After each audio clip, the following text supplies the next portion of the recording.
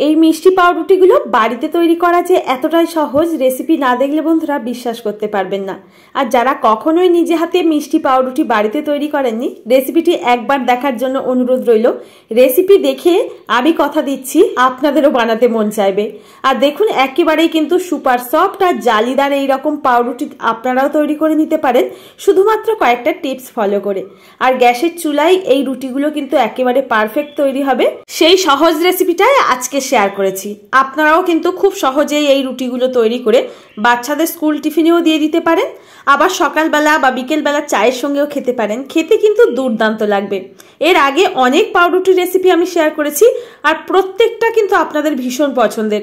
আমি বুঝতে পারি না অন্য রেসিপি বাদ দিয়ে আপনারা পাউরুটির রেসিপিটা এত পছন্দ করেন কেন। তো চলুন বন্ধুরা কথা না বাড়িয়ে আজকের মূল রেসিপিতে চলে যাই। আশা করছি প্রত্যেকটা রুটির রেসিপির মতো আজকের রেসিপিও আপনাদের কাছে ভীষণ ভালো লাগবে। নমস্কার বন্ধুরা, আমার নতুন একটা রেসিপিতে আবারও সবাইকে স্বাগত। আজকে শেয়ার করব একদম নতুন ধরনের একটা রেসিপি। চলুন তাহলে দেখে নেওয়া যাক রেসিপি দেখে যদি ভালো লাগে অবশ্যই লাইক, শেয়ার আর কমেন্ট করতে ভুলবেন না। নতুন বন্ধুরা আসলে চ্যানেলটি সাবস্ক্রাইব করে নিতে পারেন আর পাশে থাকা নোটিফিকেশন বেলের অল অপশনটা ক্লিক করে রাখবেন। সবার আগে আমার চ্যানেলের নোটিফিকেশন আপনার কাছে পৌঁছে যাবে। আর ফেসবুক পেজ থেকে যদি কেউ দেখে থাকেন পেজটিকে ফলো করতে একদমই ভুলবেন না। চলুন বন্ধুরা আজকে শুরু করা যাক রেসিপি। আজকের এই মিষ্টি পাউরুটি তৈরির জন্য আমি নিয়ে নিচ্ছি হাফ কাপ ঈষদুষ্ণ গরম দুধ। এখানে খুব বেশি কিন্তু গরম দুধটা নেওয়া যাবে না, একদম ঈষদুষ্ণ অবস্থায় যেন থাকে সেই রকম দুধটা এখানে ব্যবহার করতে হবে।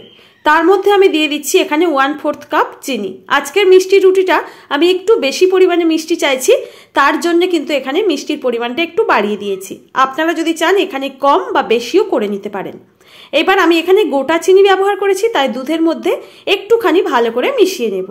এখানে আপনারা যদি চান গুঁড়ো চিনিটাকে ব্যবহার করতে পারেন, তাহলে বেশি টাইম লাগবে না রুটিগুলো তৈরি করার জন্য। এখন চিনিটা দুধের মধ্যে ভালো করে মিশিয়ে নিয়ে এখানে অ্যাড করে দেব ড্রাই ইস্ট। এই ইস্ট কিন্তু আপনারা যে কোনো মুদি দোকানে পেয়ে যাবেন কিংবা অনলাইনেও কিনতে পাবেন। এখন একটা টিস্পুন মাপ করে 1 টিস্পুন দিয়ে দিচ্ছি ড্রাই ইস্ট।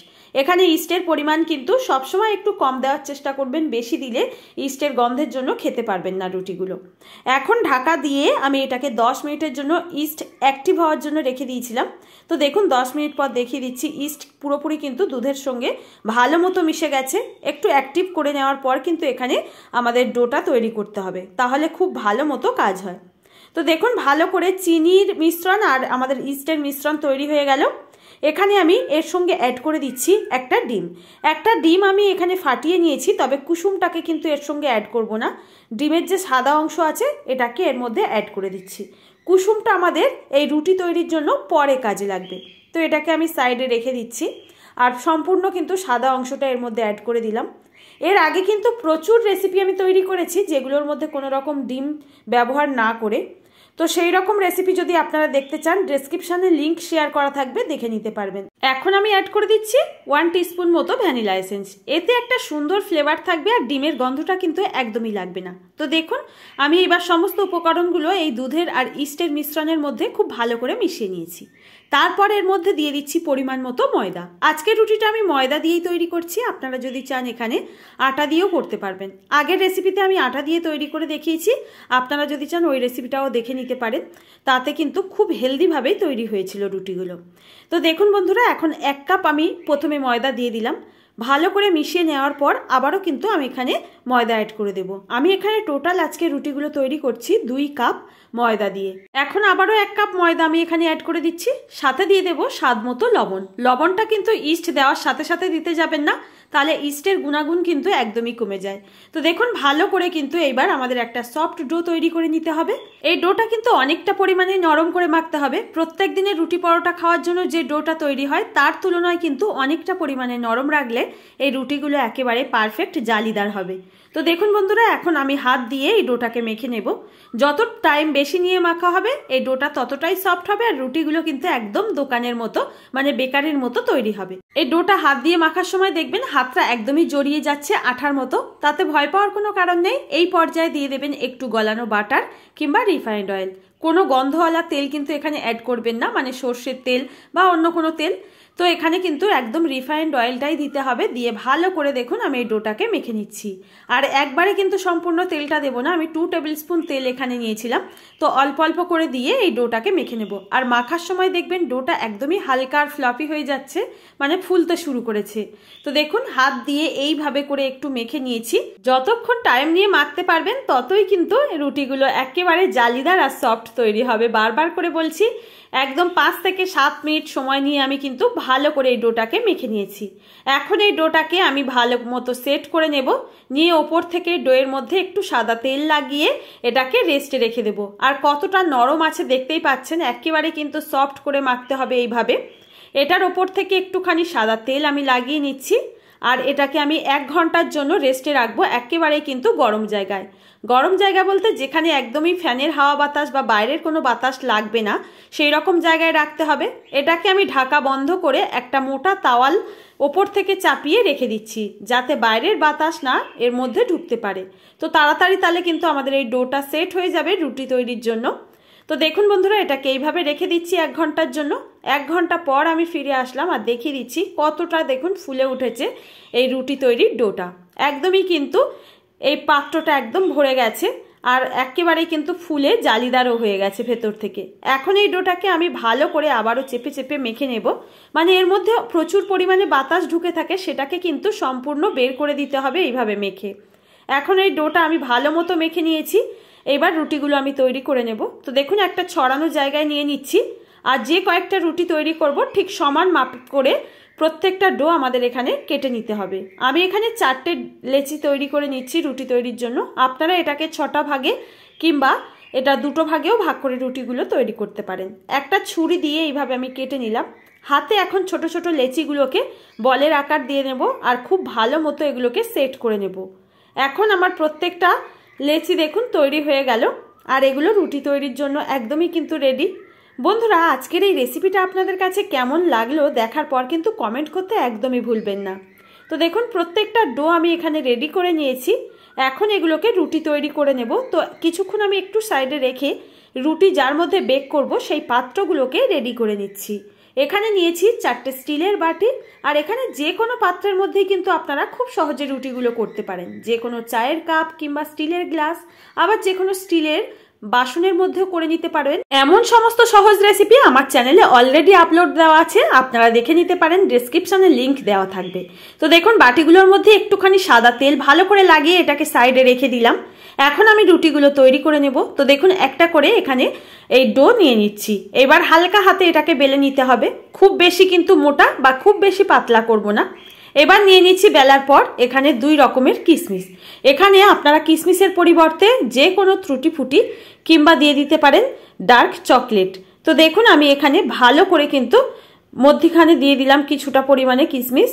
দেওয়ার পর এইবার এই রকম এক সাইড দিয়ে মুড়তে মুড়তে রোলের মতো তৈরি করে নিতে হবে। ঠিক আমরা পাটিসাপটা পিঠা যেভাবে রোল করি ঠিক সেইভাবে রোল করে নেওয়ার পর ওপরের দিকে কিছুটা অংশ আস্ত অবস্থায় রেখে নিচের দিকটাকে এইভাবে লম্বা করে কেটে নিয়েছি আর 2টো ভাগে ভাগ হয়ে গেল। এবার আমি রুটিটাকে তৈরি করে নেব। এই রুটিটা তৈরি করা খুবই সহজ, যে একবার দেখবে সেই বানাতে পারবে, বলে বোঝানোর কিছু নেই। তো দেখুন এখানে আমার কিন্তু একটা রুটি তৈরি করে নেওয়া হয়ে গেছে। এখন আমি যে পাত্রগুলোর মধ্যে তেল মাখিয়ে রেখেছিলাম তার মধ্যে এগুলোকে সেট হতে দেব। আর একইভাবে কিন্তু বন্ধুরা এখানে সমস্ত রুটিগুলো তৈরি করে নেব। আরও একটু সুন্দর দেখার জন্য ওপর থেকে বেশ কিছুটা কালো কিশমিশ এবং গোল্ডেন কালার যে কিশমিশ থাকে সেটাকে দিয়ে সাজিয়ে রেখে দিলাম। আর একইভাবে এখানে আমি সমস্ত রুটিগুলো তৈরি করে নিচ্ছি।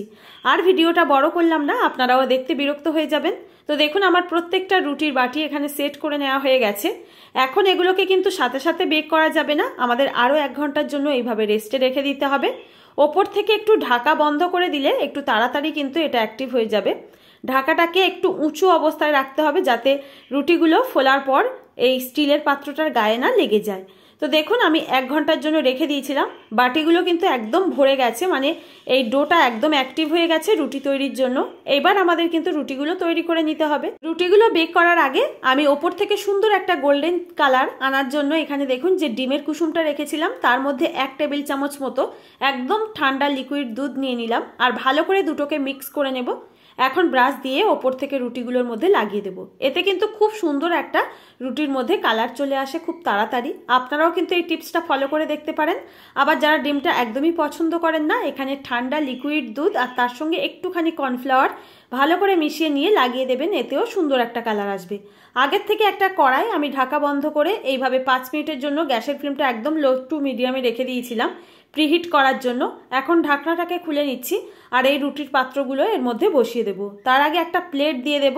আমি এখানে স্ট্যান্ড দিচ্ছি না, স্ট্যান্ড দিলে আমার এই 4টে বাটি ধরবে না, তাই এখানে একটা বড় প্লেট দিয়ে দিলাম। তার মধ্যে এই রুটির বাটিগুলোকে সুন্দর করে সাজিয়ে দেব। এই সময় কড়াইটা কিন্তু প্রচন্ড গরম থাকে, খুব সাবধানে এই কাজটা করে নিতে হবে। আর রুটিগুলো যেহেতু বেক করার পর আরেকটু ফুলে উঠতে পারে, তাই জায়গাটাকে একটুখানি গ্যাপ রেখে রেখে আমাদের রুটির বাটিগুলো সুন্দর করে সাজিয়ে নিতে হবে। এবার আমি এর মধ্যে দিয়ে ভালো করে ঢাকাটাকে বন্ধ করে দেব। আর অবশ্যই করে এই ঢাকাটা যে দেব সেটা স্টিলের কিংবা লোহার কোনো তাওয়া দিয়ে ঢাকতে হবে, তাহলে কিন্তু খুব সুন্দর একটা গোল্ডেন কালার চলে আসবে। কোনো রকম কাঁচের পাত্র এখানে ঢাকা দেবেন না, তাহলে কালার আসতে চাইবে না। এটাকে আমি একেবারেই কিন্তু 17 থেকে 18 মিনিটের জন্য বেক করেছি গ্যাসের ফ্লেমটা একদম লো টু মিডিয়ামে রেখে। আর দেখুন এটাকে বেক করার পর আর নামিয়ে নিয়েছি। আমি আর ভিডিওটা বড় করতে চাইছি না। তো দেখুন বন্ধুরা, নামিয়ে নেওয়ার পর গরম অবস্থায় আছে এখনো পর্যন্ত। এর মধ্যে একটুখানি বাটার লাগিয়ে দিচ্ছি যাতে সফট থাকে দীর্ঘক্ষণ রুটিগুলো রাখার পর। এখন আমি পুরোপুরি রুটিটা ঠান্ডা করে নিয়ে বন্ধুরা ফেরত আসলাম। এখন কিন্তু এই রুটিগুলোকে আমাদের মোল্ড আউট করে নিতে হবে। আর যতক্ষণ না ঠান্ডা হবে ততক্ষণ কিন্তু মোল্ড আউট করবেন না, তাহলে রুটিগুলো নিচের দিক দিয়ে একদমই ভেঙে যেতে পারে। গোটা গোটা বা আস্ত অবস্থায় রুটিগুলো একদমই তুলতে পারবেন না। আর যেভাবে ঠিক আমরা কেক মোল্ড আউট করি ঠিক সেইভাবে সাইডের অংশগুলো একটু ছাড়িয়ে নেওয়ার পর এরকম সুন্দর হালকা হাতে দেখবেন একটু নিচের দিক করে ট্যাপ করবেন, সুন্দর উঠে আসছে। আর কত জালিদার হয়েছে নিচের অংশটা দেখেই বুঝতে পাচ্ছেন। একেবারেই কিন্তু সফট পাউরুটি নিজে হাতে তৈরি হয়ে গেল। আপনারাও কিন্তু আজকে রেসিপি ফলো করে বাড়িতে ট্রাই করে দেখতে পারেন। আপনারাও কিন্তু প্রথমবারেতেই এরকম পারফেক্ট রুটি বানিয়ে নিতে পারবেন। আর বন্ধুরা, আজকের এই রেসিপি আপনাদের কাছে কেমন লাগলো কমেন্টে জানাতে কিন্তু একদমই ভুলবেন না। নতুন কেউ এসে থাকলে চ্যানেলটি সাবস্ক্রাইব করে নেওয়ার জন্য অনুরোধ রইল। আর আজকের এই রেসিপি একদমই সহজভাবে আপনাদের সঙ্গে আশা করছি শেয়ার করতে পেরেছি। রেসিপি দেখার পর যদি ভালো লাগে অবশ্যই ফ্রেন্ড ও ফ্যামিলির কাছে রেসিপিটি শেয়ার করে দিতে পারেন। আর রুটিটা কতটা সফট হয়েছে দেখতেই পাচ্ছেন, একেবারেই কিন্তু হাতের মুঠোর মধ্যে চলে আসছে।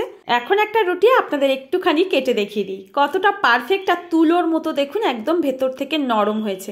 এইভাবে আপনারাও আজকের রেসিপি ফলো করে রুটির রেসিপিটা বাড়িতে ট্রাই করে দেখতে পারেন। আশা করছি প্রথমবারে আপনারাও কিন্তু পারফেক্ট রুটি বানিয়ে নিতে পারবেন। আর প্রত্যেকটা টিপস ফলো করে বানাবেন, তাহলে কিন্তু পারফেক্ট হবে। আজ তাহলে বন্ধুরা এখানে বিদায় নেব। দেখা হবে আবারও এরকম সহজ কোনো রেসিপির সঙ্গে। ততক্ষণ সবাই ভালো থাকবেন, সুস্থ থাকবেন। ভিডিওটির সঙ্গে এতক্ষণ ধরে থাকার জন্য আপনাদের অসংখ্য ধন্যবাদ।